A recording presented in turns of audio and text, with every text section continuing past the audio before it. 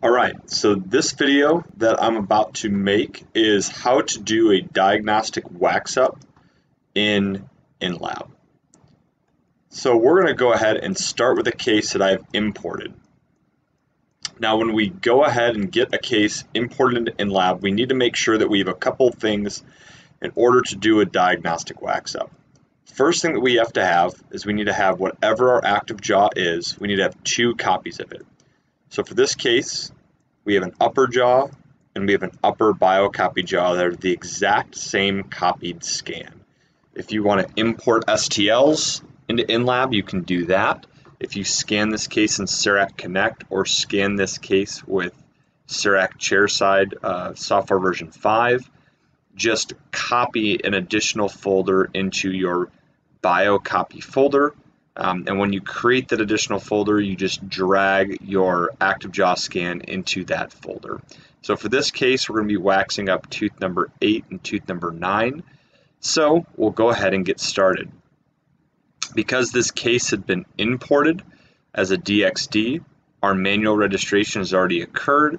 We already have the models lined up perfectly. We're going to go ahead and check our occlusion.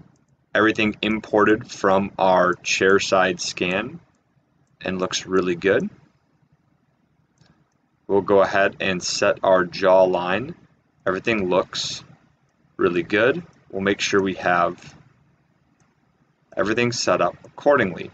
So when we look at everything that imported from our CEREC Connect file, everything imported with a relatively uniform and good model axis, and we're ready to do our diagnostic wax up. Before we get started with that, what we want to do is show you the administration screen. So when we create a diagnostic wax up for tooth number 8 and 9, we want to start that as a Pontic style design. So we're going to go ahead and select Pontic, select 8 and 9. Then one tooth distal, we're going to select veneer. We have to design these in a bridge mode, so our 2 active teeth are Pontics, and one tooth distal on either side is some sort of a retainer. The next important step when we're doing this is we have to make sure that our connector type is intersecting and not anatomic. This is important when we take this to Mesh Mixer. We separate our shells and we merge our soft tissue scan and our diagnostic wax up. Doesn't matter which machine you select, doesn't matter which materials you select, and it doesn't matter which instrument you select. All we need this to do is actually go forward with our design. So as we go forward, we want to make sure our jawline is set, showing a uniform dental arch, and we want to make sure that 7 and 10 are both lined up on their respective teeth. We're going to skip the trim model and we're going to go to the draw margin setting. When we draw our margin, all we need to do is click on manual margin draw and draw a small indescript margin that's not going to intersect with our diagnostic wax up. We're going to do the same thing for both sides. Double left click to start, single left click to save our progress, and double left click to end. So that is our basic margin draw. We set our axis of insertion. It really truly does not matter because we're not going to use these 2 little tooth pieces. All we're going to do is wax up just tooth number 8 and 9 to take care of our short incisal edge length and our existing diastema.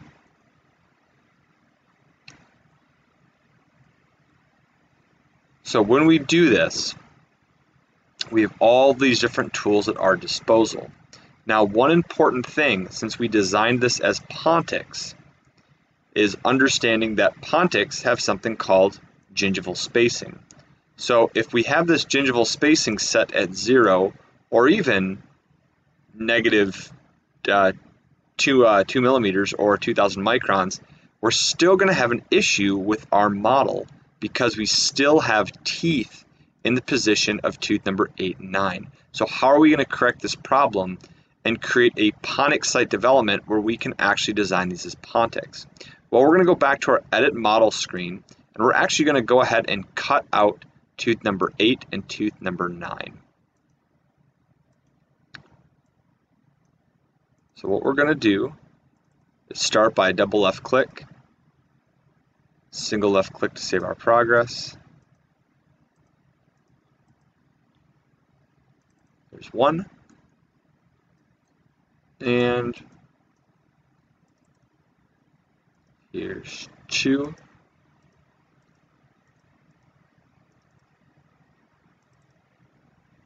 All right. Let me go ahead and get rid of this again. Let's go ahead and try to trim our model from the occlusal surface. When we have diastemas like this is a possibility. So there we go. There's 1 trim. When we don't have an existing diastema on a tooth, our other option is to trim it like so, trying to maintain a relatively uniform gingival contour, which is similar to that would be on the existing tooth on the facial surface. Now what we're going to do is we're going to click the replace button.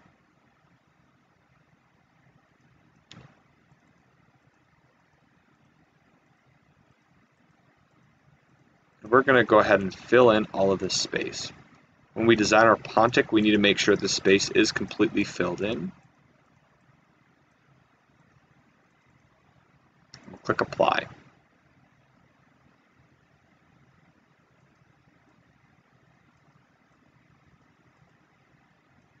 Here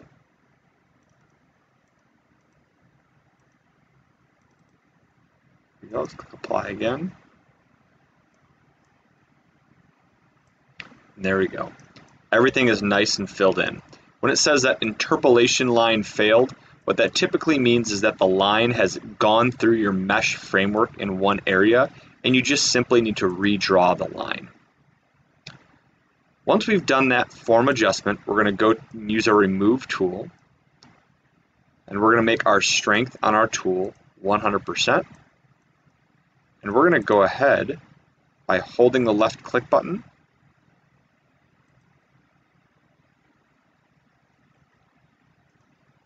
We're going to go ahead and remove and recreate a Pontic site where that tooth was existing. Now it's not 100% accurate that you have to have this exactly how it was preoperatively.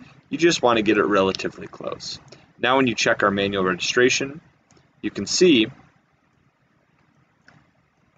we're pretty darn close. We have a little bit of burn through of the tissue that we had adjusted, but overall you see a nice biocopy overlay over top of where we're missing these teeth. Now let me show you why this is so important. As we go forward and we start to design our wax ups, you can see how we develop a really nice Pontic.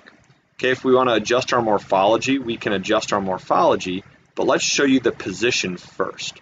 So the reason this is important is now there's no tooth here other than our biocopy tooth, which can be toggled on and off. So this makes your wax up process a lot easier.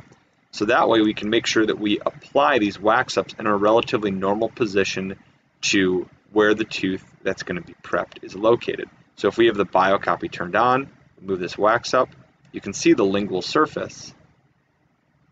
And our veneer preparation is probably going to be somewhere in this region right here. Okay, so that's why we trim the model, and that's why we leave a biocopy untrimmed. So first, let's go back into our restoration parameters. Typically when we're doing a diagnostic wax up, I'll take my gingival spacing and put it down to -1000. Everything else is at 0. And the reason I want all of my proximal contact strengths to be at 0 is I actually want an open contact on the model between my individual teeth, so that way I can separate my shells at a later step. So we want everything set at 0 here, and then gingival spacing set at -1000. That's just going to make my pontics look a little bit more natural. So we'll click OK. For these, for our retainer teeth, it doesn't matter because we're going to throw these retainers away when we're all done. All right, so now what we want to do is adjust our morphology. So we can use biogeneric, we can use anterior tooth forms, and we can switch through what Dentsply software gives us, or we can go into a tooth database like Vita. We can select different tooth forms. So for this patient, they may actually fit into an ovoid tooth form pretty nicely, or we could go with something like this, which may fit a little bit nicer. Now, sometimes I'll play around with these, especially when I'm closing a large diastema. For this case, what we're going to do is stick with the biogeneric design that the software gave us, because overall it's not a bad design. So now what we're going to do is I want to get this tooth out the way. If you see everything's moving together all kind of in one foul swoop, it's because all of our restorations at the bottom are all connected. So just double click on the restorations to separate it out so one restoration is being moved at a time. So what I'm going to do is just globally position my teeth.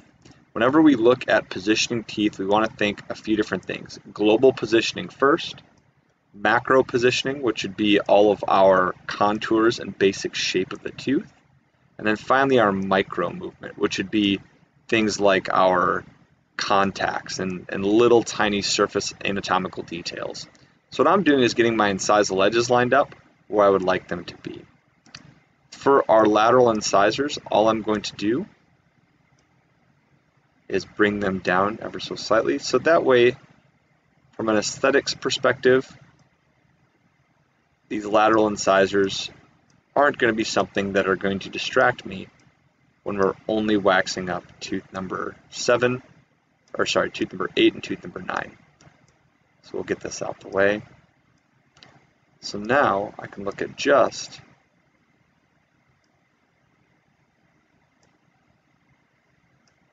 tooth number 8 and 9. Alright, so first off, when I look at my incisal edge position, I feel like my incisal edge is a little bit too anterior.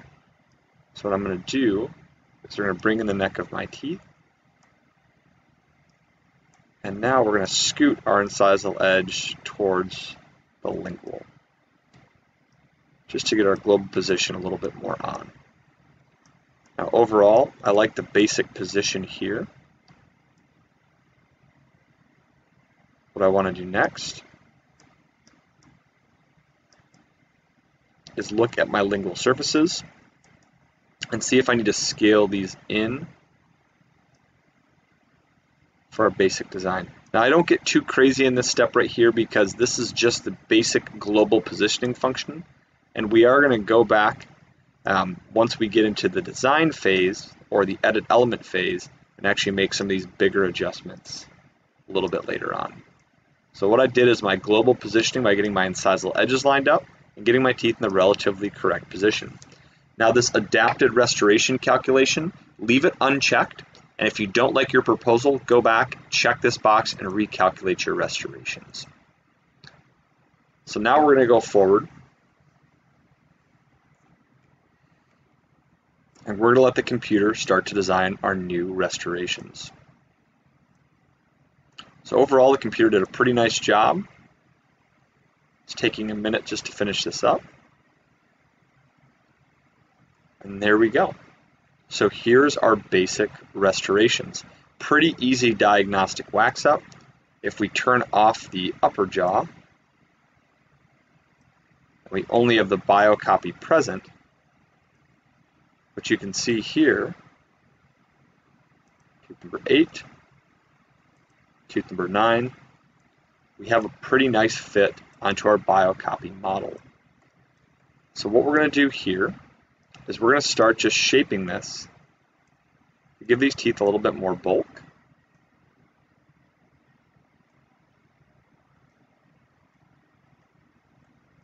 And don't worry about that red.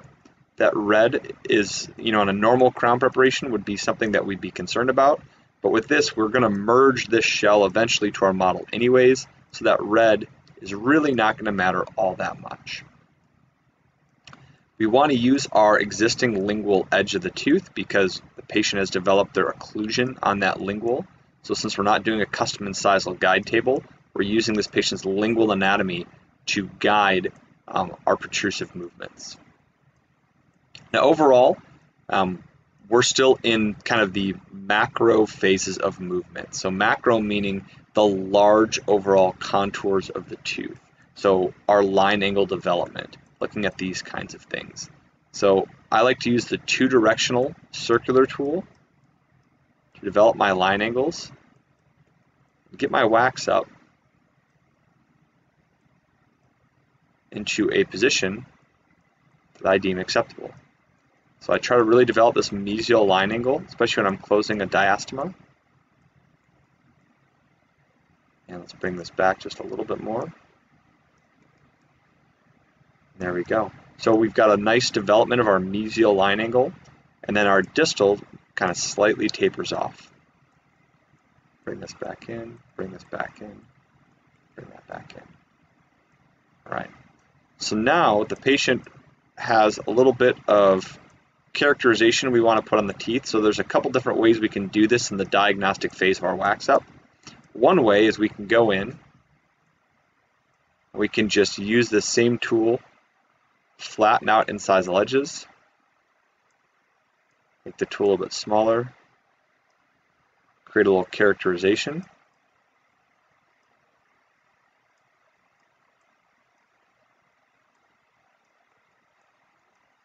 And create something that looks a little bit more natural. The other tools that we can use things like our form tools, which would be our micro style of movements, which we can use at the end. Or we can use the control function, highlight both restorations, and use our incisal variation tool to vary some of the anatomy that we have on these teeth. So this is kind of neat because we can take this anatomical tool and we can move this anatomical feature around by clicking on it. So with something like this,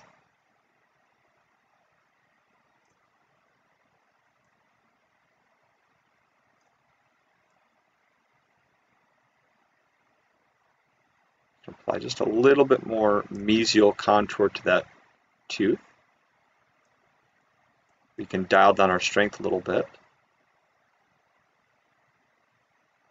Then we can click apply. Next thing I want to do is I want to apply variation number 3. And now we're going to move this variation down ever so slightly. Now you can see we're able to put a nice little amount of anatomy into that tooth. Dial our strength back ever so slightly. We'll click apply. Now the last thing that we're going to do is we're going to put one horizontal line across. So we're going to go with something like variation 5. We're going to slide those horizontal lines down, give them a little bit more depth.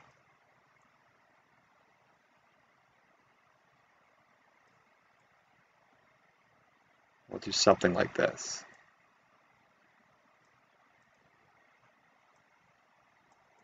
Now overall, we've got some nice anatomic variation to these teeth. And now we're going to go ahead and do our micro movements, right? So that tool is the start of our micro movements, getting some of our basic surface consistency. But now we have to work on making sure we don't have this connection like you see between tooth number 8 and 9, because we want our tools to be separated. So there's a couple different ways that we can get rid of this. The easiest way that I tend to find is let's turn our model off here. Let's turn our biocopy off. Let's highlight just one of these restorations. Let's go ahead and we simply just count our clicks with the smooth tool starting from the lingual. 1, 2, 3. 1, 2, 3. So this is the type of contact that we want, this kind of light blue color. When you see this, and you see an intersection failure, don't worry about red if you see an intersection failure. The only time you have to worry about red or green contacts is when you see a yellow exclamation point. You want to see a red exclamation point when you're seeding your virtual wax ups. So now let's turn the upper jaw back on. You can see we didn't shift our midline, and overall, we have a really nice looking diagnostic wax up for this patient. So now, if you really wanted to get crazy, you could use the remove tool. You could create some asymmetrical kind of line. Oh, let's undo that one right there. We'll create some asymmetrical lines here.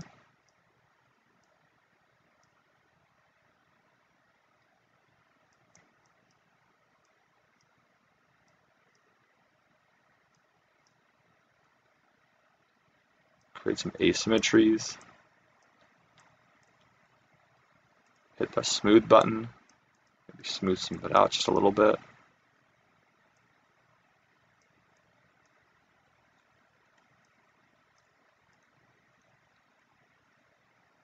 Give the teeth a little bit of surface texture.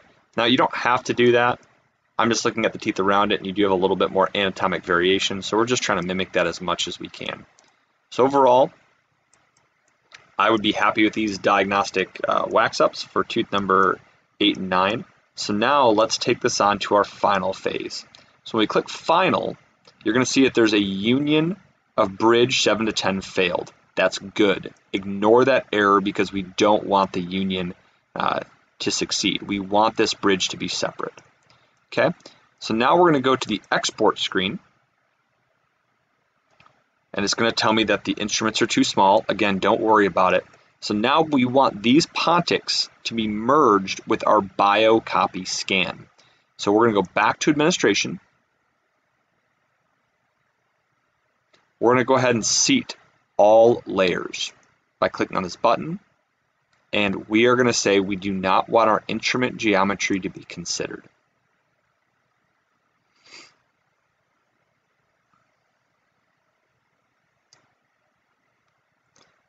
Now, if you look at our model, you'll see that virtually we have an upper jaw that has these seated, and we also have our biocopy scan. So unfortunately, I wish we could stop at this step, print this model, and be done with it, but we can't. We have to merge the gingiva from our biocopy, which is unaltered, with the pontics from our altered maxillary cast. So the way that we're going to do that is we're going to go to our Export tab. We'll just go onto our desktop, and we'll save this as 8, 9 wax up. And we'll hit save. So now we're going to have an STL file of our upper, our lower, and our biocopy scan. At this point, we're going to close InLab, and we're going to go ahead and we're going to open MeshMixer. So we do have to use this open source software in order to merge these together in this current version of InLab. In future versions, I don't think this is going to be the case, but I'm only speculating at this point in time. But overall, this is a very quick and easy fix in MeshMixer to actually go ahead and make these adjustments. So what's happening right now is it's generating the mesh and it's bringing these two files together.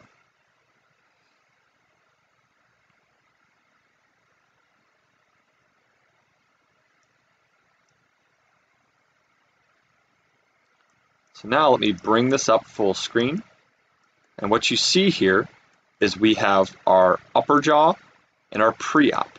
So on our wax up, what we want to do is select the wax up, not the pre-op jaw. We're going to go to Edit, and we're going to click Separate Shells. What's going to happen now is we're going to have a lot of shells.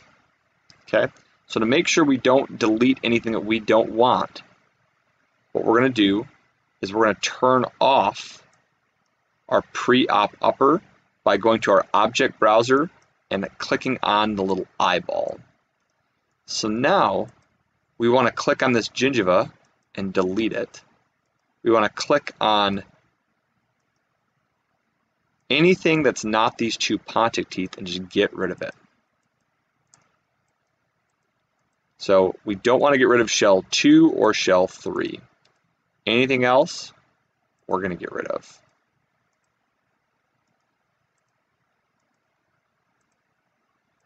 So now let's turn our pre-op upper back on. And now we have merged wax ups with our pre-op gingiva.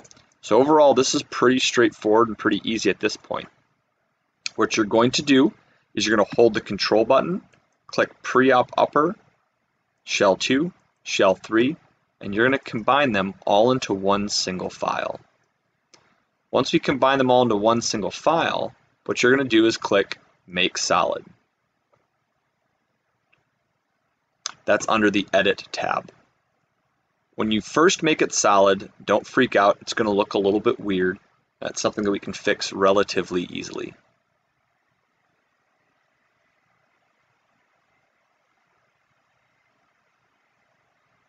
Judging on the computing power of your computer, this may take anywhere from 15 to 20 seconds, all the way up to, a minute to 2 minutes. It just really depends on what computer you're running MeshMixer on. Right now I'm doing this on my laptop, and my laptop doesn't have quite the computing power of my desktop, so it takes a little bit longer to fill in this hole and make a solid model. So we'll give it a minute. Okay, so this is what your initial scan is going to look like when you get it through your Make Solid tool. So this is not what it's going to actually look like. You need to go up to Solid Type, you go to Accurate, and bump up your solid accuracy and your mesh density to the maximum and click Update.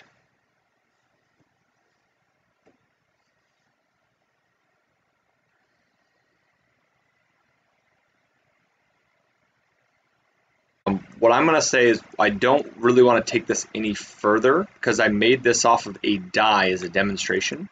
So if we try to make this model in InLab, we could have some issues with the fabrication of this model.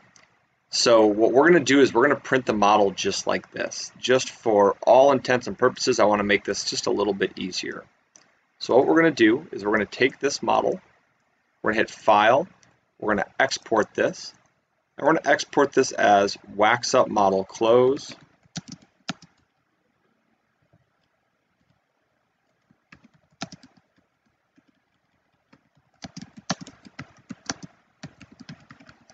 As an STL binary file to our desktop.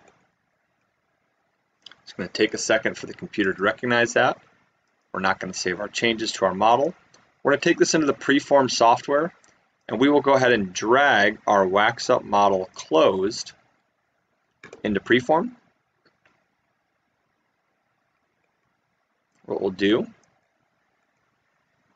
is we'll go ahead and flip this model over.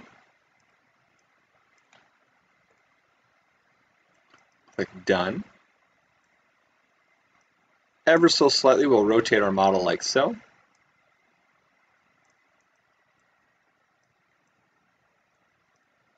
And now, simply, we'll go ahead and we'll add some supports.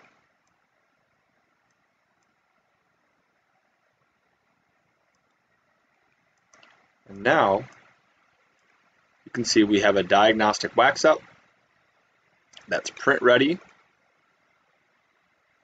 that we can make a putty matrix off of and leave those supports directly attached to serve as a base for this diagnostic wax up. Overall, I hope you found this video helpful, and I hope that in the future you can incorporate this workflow just to make your life a little bit more predictable. Now, as we get into future software versions, this STL file will be able to be dragged back into InLab. So that way, when you do your preparations, you'll be able to drag this STL file directly back in without having to print a physical model. But in the meantime, this digital wax up serves a really nice purpose of trying to actually give you a template to prep your patient's teeth, give you a little bit better patient communication, and ultimately serve as either scanning the model for a biocopy or transitioning it to the patient's mouth to create something very nice for your patient. Have a great day.